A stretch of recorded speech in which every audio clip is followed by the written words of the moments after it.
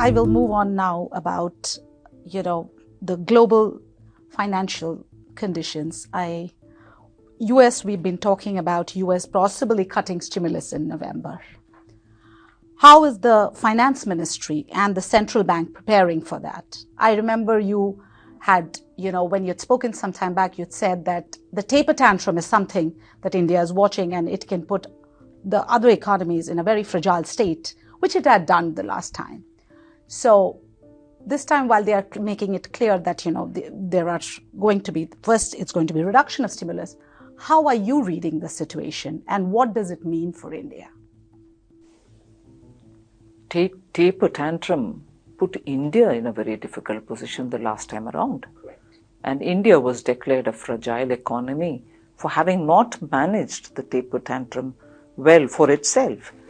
And therefore, learning from those days and the lessons drawn from then, we have been very carefully working together with the RBI to see how best we should be watchful of the situation and take timely, consistent, both in the tango mode, actions so that it doesn't hit us the way it hit the last time around.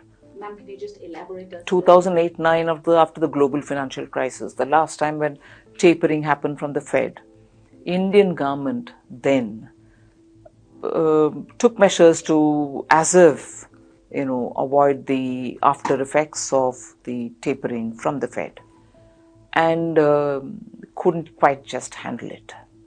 As a result, from 2009, in fact 2010 onwards acutely, till 14, India slided down that path so drastically that an economy till before 2009-10 was boasting of having the highest growth, ended up becoming a fragile FI.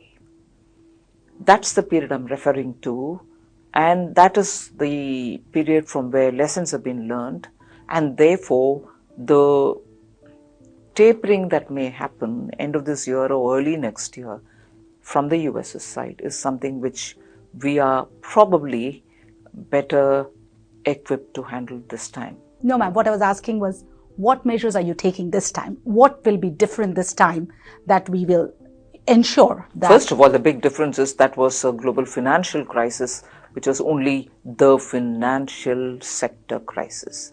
Whereas now we are talking about a global financial crisis, maybe, but as an outcome of a pandemic.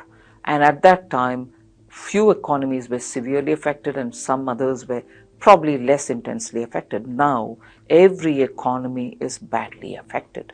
The entire globe is looking at a comprehensive impact of a pandemic.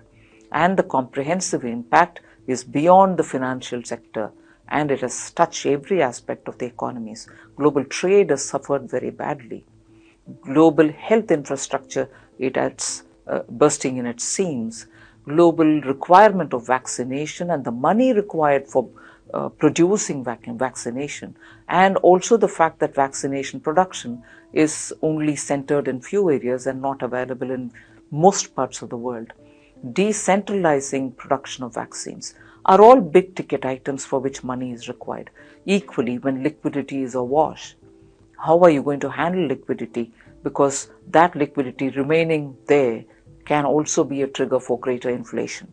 So there are challenges of slightly different nature, challenges which is across the board, very different from challenges of just that financial sector crisis, but nevertheless, lessons can be derived.